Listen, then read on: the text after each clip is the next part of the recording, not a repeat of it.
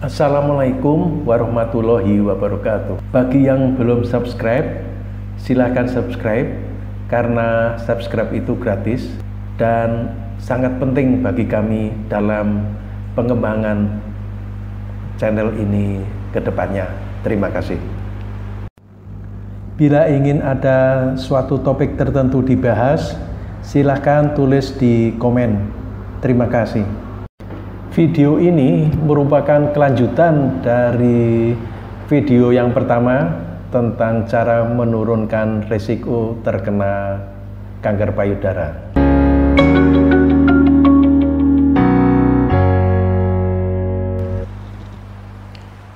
Langkah kedua, memperkecil faktor risiko. Faktor risiko. Beberapa wanita akan terkena kanker payudara, bahkan ketika mereka tanpa faktor risiko sama sekali. Memiliki faktor risiko tidak berarti Anda akan terkena penyakit, dan tidak semua faktor risiko memiliki efek yang sama. Kebanyakan wanita memiliki beberapa faktor risiko, tetapi kebanyakan wanita tidak terkena kanker payudara. Jika Anda memiliki faktor risiko kanker payudara, bicarakan dengan dokter Anda tentang cara Anda dapat menurunkan risiko dan tentang screening untuk kanker payudara. Faktor risiko yang tidak dapat Anda ubah. Menua. Risiko kanker payudara meningkat seiring bertambahnya usia. Sebagian besar kanker payudara didiagnosis setelah usia 50 tahun. Mutasi genetik. Perubahan yang diwariskan atau mutasi pada gen tertentu seperti BRCA1 dan BRCA2. Wanita yang mewarisi perubahan genetik ini memiliki risiko lebih tinggi terkena kanker payudara dan ovarium. Sejarah reproduksi. Periode menstruasi dini sebelum usia 12 tahun dan mulai menopause setelah usia 55 tahun membuat wanita terpapar hormon lebih lama. Dan hal tersebut meningkatkan risiko terkena kanker payudara. Memiliki payudara yang padat. Payudara yang padat memiliki lebih banyak jaringan ikat daripada jaringan lemak, yang terkadang membuat sulit untuk melihat tumor pada mamogram. Wanita dengan payudara padat lebih mungkin terkena kanker payudara. Riwayat pribadi kanker payudara atau penyakit payudara non-kanker tertentu. Wanita yang pernah menderita kanker payudara lebih mungkin terkena kanker payudara untuk kedua kalinya. Beberapa penyakit payudara non-kanker seperti hiperplasia atipikal atau karsinoma lobular in situ dikaitkan dengan risiko lebih tinggi terkena kanker payudara. Riwayat keluarga dengan kanker payudara atau ovarium. Risiko seorang wanita untuk kanker payudara lebih tinggi jika dia memiliki ibu, saudara perempuan, atau anak perempuan, atau kerabat tingkat pertama, atau beberapa anggota keluarga baik dari pihak ibu atau ayah dari keluarga yang menderita kanker payudara atau ovarium. Memiliki saudara laki-laki tingkat pertama dengan kanker payudara juga meningkatkan risiko seorang wanita. Pengobatan sebelum menggunakan terapi radiasi. Wanita yang menjalani terapi radiasi ke dada atau payudara, misalnya pengobatan limfoma Hodgkin, sebelum usia 30 tahun memiliki risiko lebih tinggi terkena kanker payudara di kemudian hari. Wanita yang mengkonsumsi obat dietilstilbestrol atau DES yang diberikan kepada beberapa wanita hamil di Amerika Serikat antara tahun 1940 dan 1971 untuk mencegah keguguran memiliki risiko lebih tinggi. Wanita yang ibunya menggunakan DES saat hamil juga berisiko. Faktor risiko yang dapat Anda ubah. Tidak aktif secara fisik. Wanita yang tidak aktif secara fisik memiliki risiko lebih tinggi terkena kanker payudara. Kelebihan berat badan atau obesitas setelah menopause. Wanita yang lebih tua yang kelebihan berat badan atau obesitas memiliki risiko lebih tinggi terkena kanker payudara daripada mereka yang memiliki berat badan normal. Mendapat terapi hormon. Beberapa bentuk terapi penggantian hormon atau yang mencakup estrogen dan progesteron yang dilakukan selama menopause dapat meningkatkan risiko kanker payudara jika dilakukan selama lebih dari 5 tahun.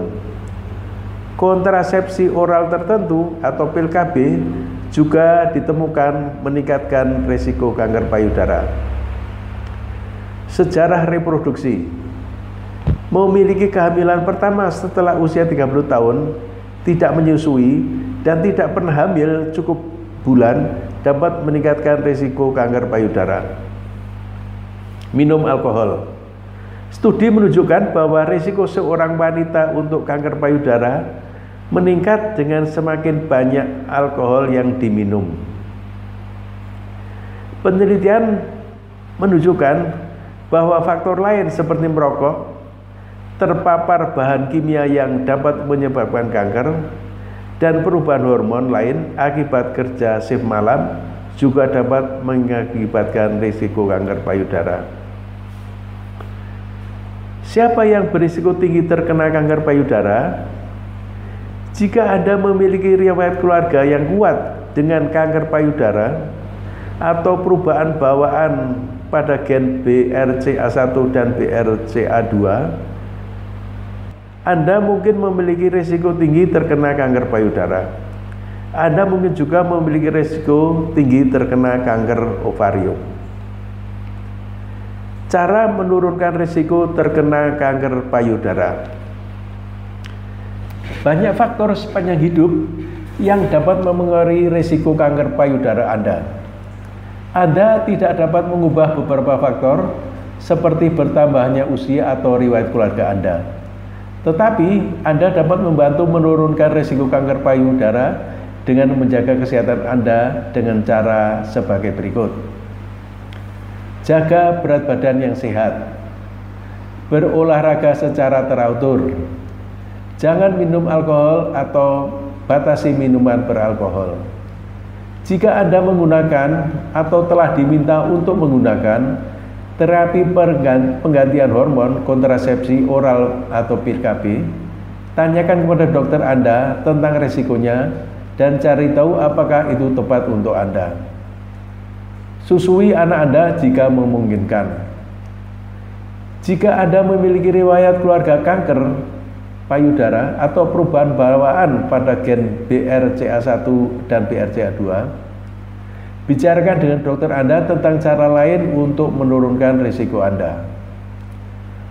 Tetap sehat sepanjang hidup Anda akan menurunkan risiko terkena kanker dan meningkatkan peluang Anda untuk selamat dari kanker itu jika terjadi. Screening kanker payudara. Screening kanker payudara berarti memeriksa kanker payudara sebelum ada tanda atau gejala penyakit. Semua wanita perlu diberitahu oleh penyedia layanan kesehatan tentang pilihan screening terbaik untuk mereka. Ketika Anda diberitahu tentang manfaat dan risiko screening dan memutuskan dengan penyedia layanan kesehatan Anda apakah screening tepat untuk Anda. Dan jika demikian, kapan harus melakukannya? Meskipun screening kanker payudara tidak dapat mencegah kanker payudara, ini dapat membantu menemukan kanker payudara lebih awal, ketika lebih mudah untuk diobati. Bicaralah dengan dokter Anda tentang tes screening kanker payudara mana yang tepat untuk Anda dan kapan Anda harus melakukannya. Mamogram. Mamogram adalah ronsen payudara. Bagi banyak wanita, Mamogram adalah cara terbaik untuk menemukan kanker payudara lebih awal, ketika lebih mudah untuk diobati dan sebelum cukup besar untuk merasakan atau menimbulkan gejala. Melakukan mamogram secara teratur dapat menurunkan risiko kematian akibat kanker payudara. Saat ini, mamogram adalah cara terbaik untuk menemukan kanker payudara bagi kebanyakan wanita usia screening. Pencitraan resonansi magnetik payudara atau MRI. MRI payudara menggunakan magnet dan gelombang radio untuk mengambil gambar payudara. MRI payudara digunakan bersama dengan mamogram untuk menyaring wanita yang berisiko tinggi terkena kanker payudara. Karena MRI payudara mungkin tampak abnormal, bahkan ketika tidak ada kanker, mereka tidak digunakan untuk wanita dengan risiko rata-rata. Screening lainnya, pemeriksaan payudara klinis. Pemeriksaan payudara klinis adalah pemeriksaan oleh dokter atau perawat yang menggunakan tangannya untuk merasakan adanya benjolan atau perubahan. Kesadaran diri atau pemeriksaan diri payudara. Mengenali bagaimana payudara Anda terlihat dan terasa dapat membantu Anda melihat gejala seperti benjolan, nyeri, atau perubahan ukuran yang mungkin terjadi. Mengenali bagaimana payudara Anda terlihat dan terasa atau teraba dapat membantu Anda melihat gejala seperti benjolan, nyeri, atau perubahan ukuran yang mungkin menjadi perhatian. Ini dapat mencakup perubahan yang ditemukan selama pemeriksaan payudara sendiri.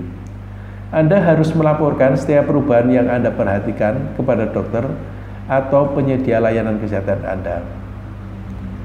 Melakukan pemeriksaan payudara klinis atau melakukan pemeriksaan payudara sendiri belum terbukti menurunkan risiko kematian akibat kanker payudara.